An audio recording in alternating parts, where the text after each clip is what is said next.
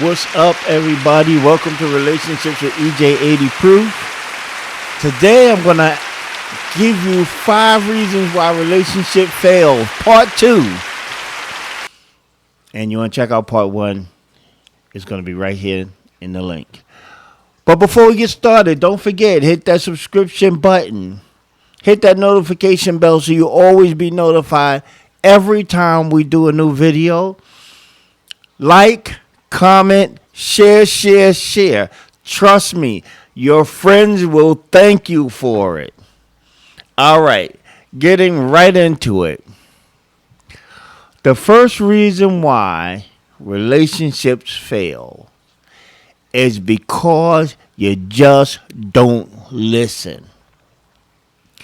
There are so many times that in a relationship, couples are telling each other, they're screaming to their emotional height that this is wrong or that is wrong and this bothers me, that bothers me, and we just pay no attention.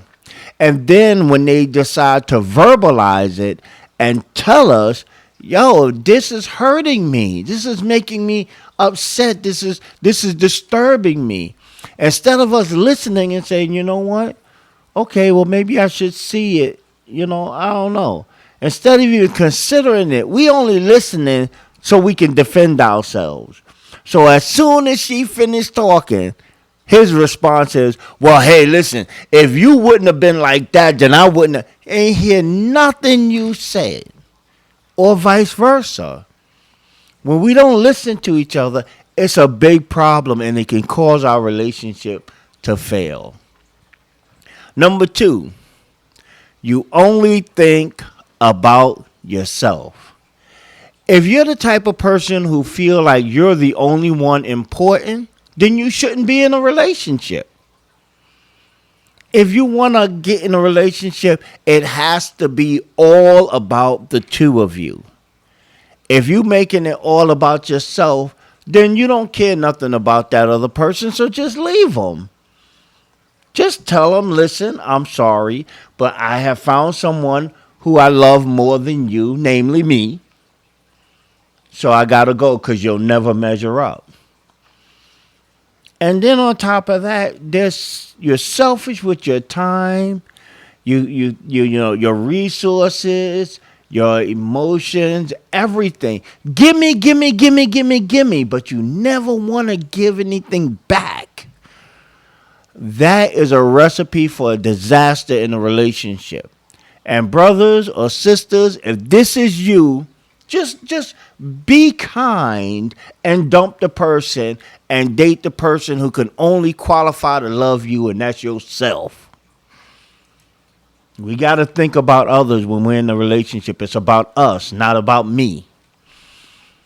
Number 3, you never ever express any kind of gratitude. Sometimes in relationships, people go out of their way. See, for me, I believe in a relationship, there are norms. You know what I'm saying? It's like the basic how we look out for each other. But then sometimes people that you're in a relationship, they go beyond that. They do that next step or do that not even necessary. And they do it because they care about you. And you diminish that entire effort that they put out from their heart by not even saying thank you. Not even showing any kind of gratitude whatsoever. It's like, yeah, I know you're supposed to go 5 steps. You went 10 steps, but I deserve 10 steps. So I don't have to say thank you. And that hurts, man. It hurts. It disturbs these people that are trying to look out for you and doing all that extra stuff. Not only just because they want to thank you. A thank you is nice. But what they want is that whatever they did for you, if it helps you or make you smile or make you feel good or make you happy, that's enough for them. That's why they do it. But a thank you will let them know, I see what you did, I understand what you did, and I appreciate what you did. So thank you. Or a little excitement. Wow, yo, I almost didn't wasn't on time for the show. I had to go out and get a drink. Oh, you brought me a drink? Thank you. It doesn't have to be the time that, he spent $50,000 on your wedding ring, or the time that you paid off his car. It don't have to be something huge. Sometimes the smallest little thing is done with the greatest of hearts, and you gotta learn to be grateful. If you're not, then that could diminish a lot until it's non-existent. Show some gratitude, some appreciation. Number 4,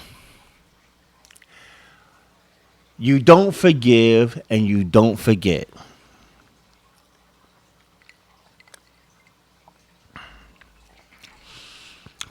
People, we have to get past this. Everybody makes mistakes. Everybody screws up. Some of us make a penny worth of mistake, and some of us make a couple of hundred gazillion dollars worth of mistakes.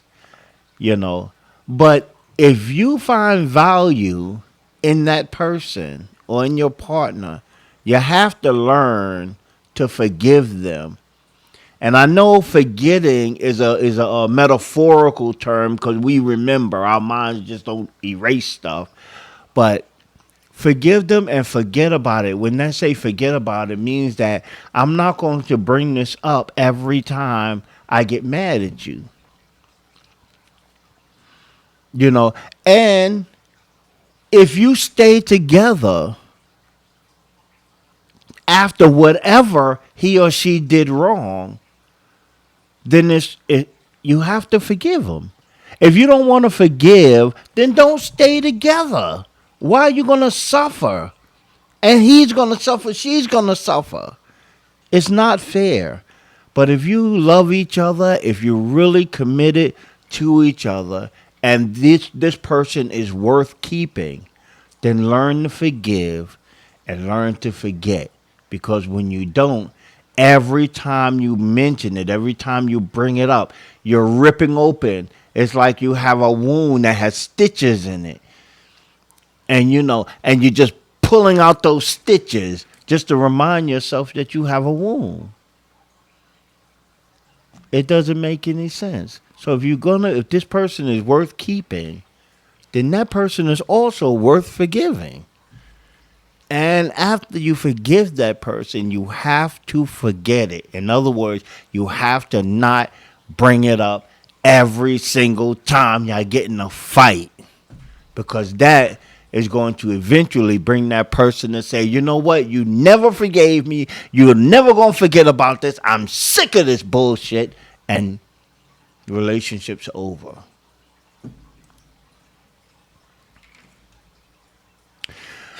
Number 5, constantly trying to change your partner into something you want them to be is a guaranteed failure. I guarantee you 100%. If this doesn't destroy your relationship outwardly, which means he or she just left, it will destroy your relationship inwardly, where he or she is still there, but they're miserable and they hate you for it. When you met this person had all the attributes, or all the intelligence, all the feeling. They had all this stuff that you adored, that you loved. When that person said it's going to be me and you, we're going to be exclusive, you said yes, because of those attributes, because of the connection you had. When he said, will you move in with me? You said yes, because that connection grew stronger. And then you get married, and then you have kids, and everything is like perfect. And then you say, you know what? I don't like the way you do this no more. It's like a prime example is a woman, and it takes a special woman to be married to law enforcement. I'm going to tell you that. Not every woman could be the wife of a law enforcement officer. But it's like a woman marrying, dating a narcotics cop, the narcotics detective, and while they're dating, he's busting in doors, he's having shootout with drug dealers and all of this kind of craziness. But now they're married, and now the job is too dangerous for him. I don't want you to do this no more. I'm tired of sitting by the phone wondering if your captain's going to call me saying that he's got some bad news. I can't take this no more. You need to leave that job. This is unfair. This is unfair. And I know that's a broad example. I mean, a pretty big example. But it fares to everything. So if he snores, that's a habit thing. Oh, let's say he's an avid Star Trek watcher. He's a Trekkie. He loves Star Trek, and he gets very emotional and very passionate about Star Trek. Every time a new episode comes on, he's right there when it first starts. And now, after 15 years of you dealing with his foolishness and his stupid-ass Star Trek, you want him to change and stop. You're barking up the wrong tree. You're going to cause problems. Or this man who has always been very good with finances. He watches his money to make sure everything is in its place. Every dollar has a reason, and every reason has a dollar. He was like that when you met him. Now you just want him to we got plenty of money now, so let's just spontaneously spend it. And he won't do it, and you're mad. You have to, when it comes to your partner, whether a man or woman, you have to always keep in mind the same thing they say about when you're buying a product. You get what you paid for. And it is as described. Now, granted, there are some things you can help change that are good things. Like, I'm a YouTuber, So if she came and said, you know what, the studio is too small. You need a bigger studio. I think you need to do 2 shows on Wednesday instead of doing the live or whatever. These things are helpful. You need to stop YouTube for about 3 months, go to school, learn how to do SEOs, and then get back into it. These things, that's different. That's changing me to improve me. That's a different thing. But if you're trying to change me to be whatever your idea of a guy is, that's not fair. And it's not going to work. Same if a guy's trying to change his woman into whatever the idea of a woman he has. If you met her and she didn't cook, when you marry her, she ain't going to cook. If you met her and she was a party animal, when you get married, she's going to be a party animal. So don't try to change who they are unless you're trying to improve who they are, through who they are.